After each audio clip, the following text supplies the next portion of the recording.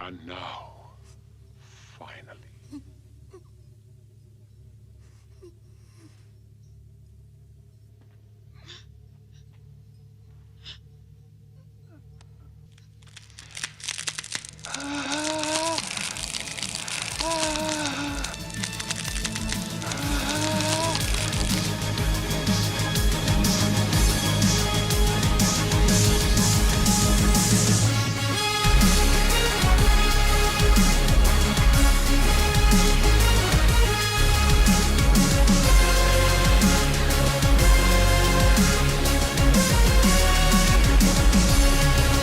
What's going on, everyone? Jeremy here from The Quartering. Happy Friday. Hey, the podcast is doing well. The podcast recap, about 1,000+ people a day downloading it. It's available on Spotify, Apple, Podbean, thequartering.podbean.com. Anywhere you get your podcasts, you can find the full yesterday's recap, maybe called The Quarterback, each morning, 9 o'clock, 10 o'clock. Get caught up on the previous day. Now, Elon Musk has announced a couple changes that he wants to bring to Twitter, as well as some other interesting information around the board and all sorts of stuff. So we got lots of Elon updates. The oddest thing, this is via Brodigan over at louderwithcrowder.com. The oddest thing about Elon Musk's potential Twitter takeover is that you don't know which of his tweets are serious. These are him just having fun while he's in the toilet. A series of, quote, random Musk tweets have turned into a $46.5 billion purchase. He makes it hard to dismiss his under 280 character communications as simply trolling. So when Musk drops the idea for when he takes over a company, they carry some weight. Not a bad idea. The bot farms make Twitter really annoying. And without them being used for nefarious purposes, people can take Twitter way too serious to care about what Bob 86753077429 with 0 followers thinks about them. Bot farms can still be trouble for people using Twitter to promote content. They are also shadowy forces that we all know here, but they are yet to be peer-reviewed study, independently fact-checked by independent fact-checkers to confirm it. Yeah, there are the ridiculous ratio bots that people use. You know, I strongly suspect that maybe Johnny Depp doesn't know about it, but there seem to be a lot of bots around that. There seem to be a lot of bots around they're really popular in the cringe stan community, in the community of weirdos that worship celebrities. I remember when they had like those hit pieces coming out against all the YouTubers that dared to not like modern woke Star Wars, and their tweets would almost immediately get 300, 400, 500 likes and then none after that. And it was pretty clear that they were using bot networks. And I'm sure this is a pretty easy thing to do. You could probably purchase the service for a few bucks to artificially inflate your tweets. Elon offers two suggestions to change for Twitter.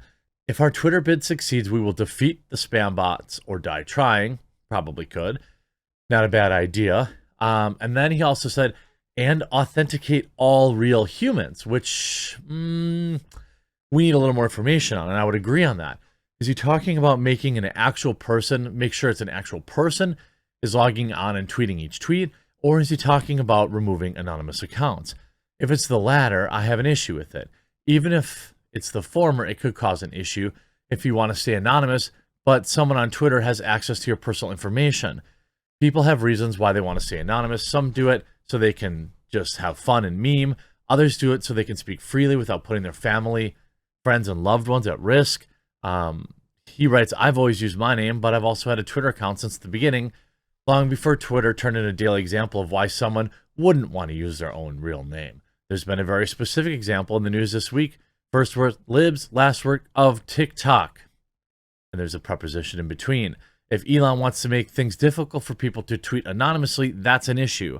His buying Twitter would still be a net positive, but while we revel in the leftist meltdowns over it, we still need to be asking questions, and I 100% agree with that. And they're writing articles too now. It seems like Truth Social may be scrambling. There seemed to be a new big wave of people allowed into the platform. I know when I say Truth Social, you're like, what? I don't even remember that thing. Well, it was that, social network that Trump allegedly was going to launch, even though he doesn't even use it, which is the most embarrassing part of it all. Maybe he's not a Android user, or maybe he's an Android user and he still doesn't have access. Why on God's green earth you would launch an app without it being available on Android, or at least having the web version available, is way beyond me. And the New York Times writes, the newest problem for Trump's Truth Social is Elon Musk. Truth Social is slow and clunky. Its audience participation remains low. 2 top executives have left, and the merger that could bring bring 1.3 billion in desperately needed cash to the former President Donald Trump's social media project seems far from completion.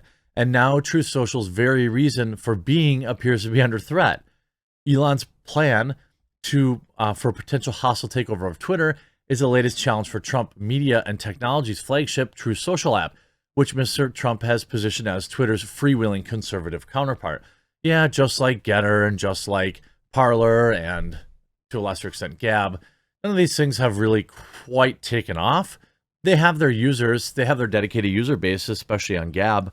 Getter, I question the interaction I get. I don't know. It seems like I get a lot of interaction, but not a lot of comments. So I'm not sure what's going on there. But yeah, I mean, they're talking about, look, if Elon comes in and fixes, quote unquote, Twitter, there's really no need for Getter. There's really no need for Parler. There's really no need for Truth Social. Gab is a little different because they're more because Twitter is still going to have to adhere to the App Store's hate speech laws and these types of things. So Gab will still need to exist or have a market. But Getter and Truth Social and all these other things, the need for them evaporates. And then last night, the New York Post outlined, these are the Twitter board members fighting Elon Musk's takeover bid. And they've been very, very quiet, by the way. You see here the board members, very diverse, 3 women, 3 men. And, there are a lot of interesting people. You have Brett Taylor, chairman of Twitter's independent board. He doesn't use Twitter, by the way. Recent tweet, we're all excited to work with you and build the future together. Tweeted at Elon Musk on April 5th before negotiations turn hostile. Then a terrible picture of Parag Argawal. I thought it was Paraj. Is that spelled wrong? Recent tweet, Elon has not decided to join our board. Nobody on the board has tweeted, really anything in a very long time. And a lot of people here aren't even active on Twitter. This person's on the board of directors at Twitter and has a paltry 20,000 followers. Fifi Lee or Fi Lai, I don't know. No disrespect, I just don't know how you pronounce it. There's somebody that at least has some following, 400,000. But then you have Egon Pierre Durbin on the board with a paltry 4,000 followers. Good Lord. If you're on the video version, that may be the largest ear to head ratio I've ever seen. That's actually striking. Some big ears. Anyway, he's got probably a lot more money than I'll ever have, so he's getting the last laugh. Then you have the former president of World Bank. You have, a lot of these, people who have been around. None of them very interesting from my perspective. But they are working together really to protect the status quo and not they're really not concerned with maximizing shareholder value. Even though Twitter stock for this week was still up $2, 4.35% in the past 7 days. And in the last month, still up 25.5%. And on a stock that has largely been downward trending since peaking on October 2022 or 21 at $62 a share. I think that was their peak. Oh no, they were once at $77 a share. So, I mean, they're nearly half of what they were at their peak now. It's not been a great investment for people, and it's interesting. They're also talking about Elon combining Tesla and SpaceX and Twitter into a new super company, called X Holdings. He does own, I think, X.com, and things of this nature. I don't know. He said, I propose Elon to form a holding company called X. X's mission is to ensure the human survival and progress. X becomes parent company of Tesla, SpaceX, Neuralink, and Boring Company, Elon says. Good idea. Now, again, here's the problem. Like, Elon tweets something. You don't know if it's, like, necessarily a absolute matter of fact, but he's also proven that some things that he tweets that seem like a flippant comment to make, he 100% believes it and means it. So it's, who knows? It's anybody's guess right now. What I can say pretty confidently is that he is, in fact, we can now say he is absolutely serious about purchasing Twitter.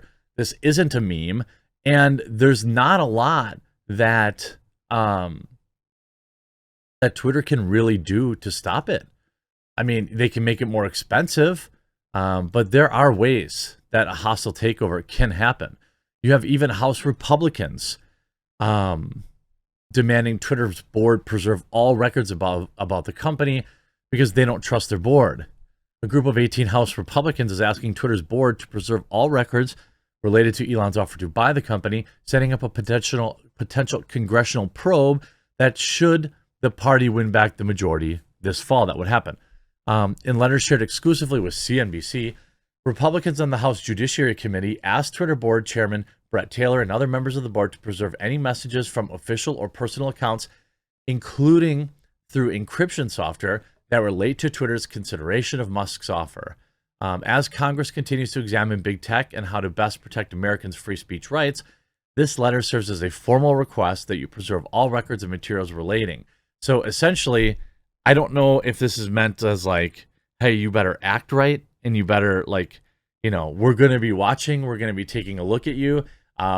It's interesting. I mean, given the fact that it's coming from Republicans, I could probably say that, yes, this is in fact, you know, a warning, you know, to tread lightly, and that they're watching, and that could force their hand. So it's going to be an interesting April, the rest of the month. So I hope that you stick around and enjoy it.